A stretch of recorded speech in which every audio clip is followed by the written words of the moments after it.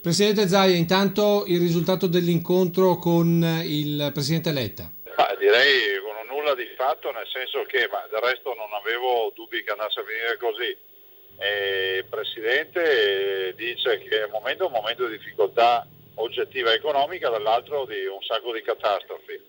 E da parte nostra comunque raccoglieremo tutti i dati e presenteremo il conto a Roma. Risposte tiepide da Roma per le calamità che hanno colpito il Veneto. Dalla neve nel Bellunese alla spiaggia sparita di Jesolo, i danni del maltempo sembrano interessare poco il governo Letta. Così al governatore Zaia non resta che rispondere così ai sindaci della Marca che in questi giorni hanno combattuto con allagamenti e frane e che si trovano con bilanci bloccati dal patto di stabilità e casse vuote per finanziare gli interventi di recupero ambientale. La situazione economica e finanziaria dei comuni è come quella della regione. Faremo l'impossibile cercando di spingere su Roma perché ci dia delle risorse. Questo è poco ma sicuro. Adesso cerchiamo anche di capire qual è la contabilità di questa alluvione perché ancora dati ufficiali non ne abbiamo. Infine la situazione del legname è finito alla foce dei fiumi. Inaccettabile trattarlo come rifiuto speciale con costi annessi di smaltimento. È una vergogna, ma è una vergogna che io ho sollevato questo problema anche nel 2010 e vedo che ancora tutt'oggi in Italia non si è cambiata la norma.